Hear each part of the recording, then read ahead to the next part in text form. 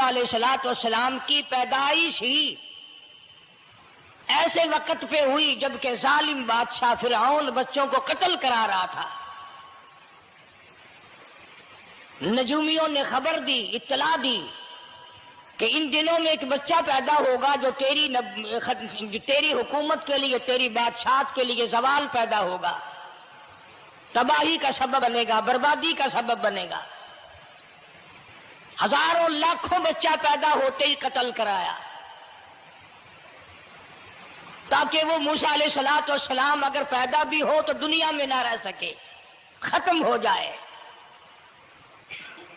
گھر گھر دائیاں پھرتی تھی، حاملہ عورتوں کو تلاش کرتی تھی، پتہ رکھتی تھی کب بچہ پیدا ہوگا۔ ادھر بچہ پیدا ہوا اور ادھر پکڑ کر لے گئے، بادشاہ کے دربار میں جا کے قتل کر دیا جاتا تھا۔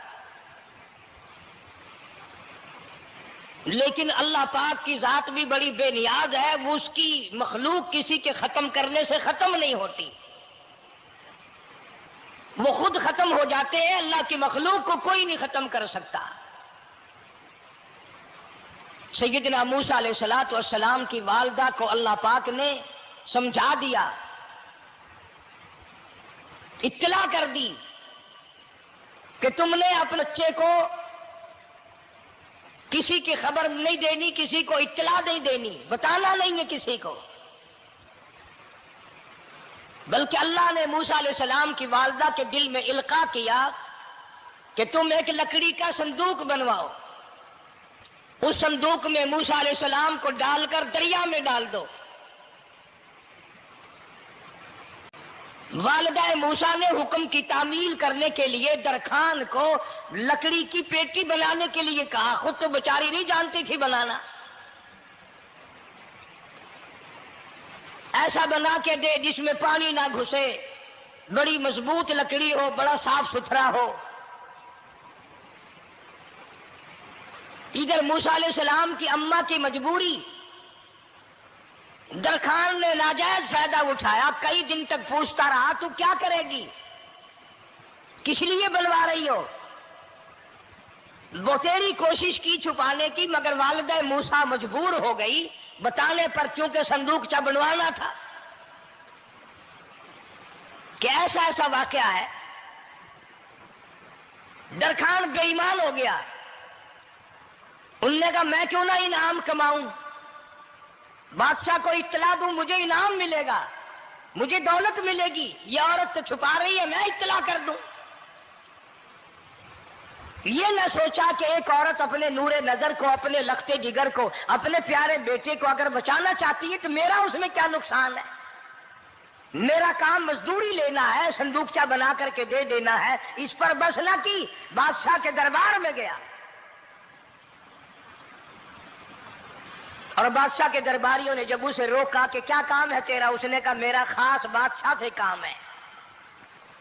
انہوں نے کہا کیا کام ہے؟ کہ تمہیں بتانے کا نہیں ہے، اس لیے کہ اگر میں نے ان کو بتا دیا تو یہ بادشاہ کو خبر کر دیں گے، میرا انعام مارا جائے گا، مجھے جو انعام ملنا ہے وہ یہ لوگ لے جائیں گے۔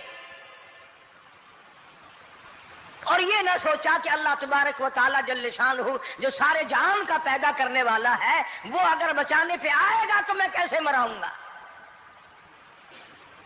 فرمایا تبارک الذی بیدہ الملک، تبارک الذی بیدہ الملک وہو علی کل شیء قدیر۔ سارے جہان کا خالق و مالک میں، پالنہار میں، رب میں، پیدا کرنے والا میں، لا الہ الا هو یحیی و یمیت، زندگی دینے والا، مارنے والا، ختم کرنے والا میں ہوں، کوئی میرا اس معاملے میں شریک نہیں، کوئی میرا ساجی نہیں، کوئی میرا ہمسر نہیں۔ تولج اللیل فی النہار وتولج النہار فی اللیل، رات کو گھٹانا، دن کا بڑھانا میرے اختیار میں ہے، کوئی میرا شریک نہیں۔ درخان کو روکا درباریوں نے، پھر گیا، پھر اگلے دن گیا، پھر تیسرے دن گیا۔ درباری پوچھتے رہے کہ بتا تو صحیح۔ اس نے کہا نہیں نہیں، میرا بڑا اونچا کام ہے، خاص بات کر لی میں نے بادشاہ سے تاکہ میں جا کر خبر دوں اور وہ بچہ قتل ہو اور مجھے انعام ملے۔ اس انعام کا بیڑا غرق ہو، اس کے پیچھے نہ جانے کیا کیا ہم لوگ کرتے ہیں۔ کسی کا گلا کٹتا ہے تو کٹے، کسی کا بیڑا غرق ہوتا ہے تو ہو، کسی کی جان جاتی ہے تو جائے، ہمارے پیسے بنے۔ نقلی دوا بنانے والوں نے کبھی نہیں سوچا، ظلم کرنے والے ڈاکٹروں نے کبھی نہیں سوچا، حرام خور افسروں نے کبھی نہیں سوچا ہم کیا کر رہے ہیں، کیا اثر پڑے گا، کس طرح اس کا نتیجہ نکلے گا۔ اللہ پاک فرماتے ہیں ربکم و رب آبائکم الاولین، تیرا بھی رب میں، تیرے باپ دادا کا بھی رب میں، اگر ان کا پیٹ میں پالتا رہا تو مجھے اپنی کبریائی کی قسم، بھوکا میں تجھے بھی نہیں ماروں گا۔ ظلم نہ کر، زیادتی نہ کر، حرام خوری نہ کر، کسی کو پتہ چلے یا نہ چلے، تجھے کوئی بڑا افسر پوچھے یا نہ پوچھے، حکومت تجھے کچھ کہے یا نہ کہے، اور اصل حکومت تو میری ہے۔ یاد رکھ جب میں پکڑوں گا ان بطش ربک لشدید، جب میں پکڑوں گا چھڑانے والا تجھے کوئی نہیں ملے گا۔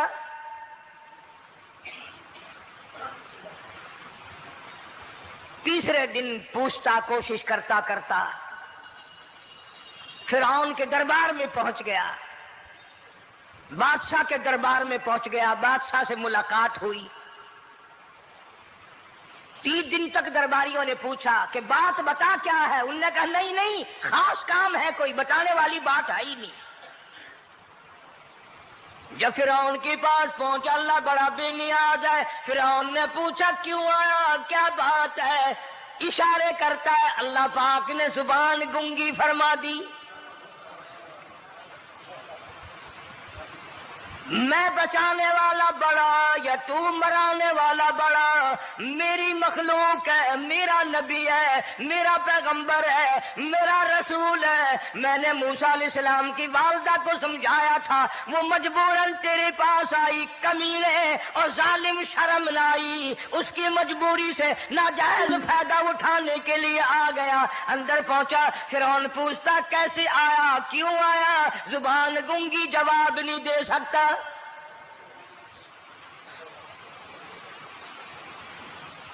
فرعون نے اپنے درباریوں کو بلا کے کہا تم نے اس گدھے کو اندر کیوں آنے دیا جو یہاں پہ بکواس کرتا ہے، مذاق کرتا ہے؟ اس نے کہا باہر لے کر کے اس کی لتریشن کرو۔ وہ ملازم چپڑاسی وغیرہ جو تھے پکڑ کے باہر لے گئے، دے سر میں جوتا دے، اب ہم تیرے سے 3 دن ہو گئے پوچھ رہے تھے، بتا کیا کام ہے، بتا کیا کام ہے، بکواس کرتا ہے۔ اب بادشاہ کو جا کر کے پریشان کیا، مار مار کے کھوپڑی گنجی کر دی۔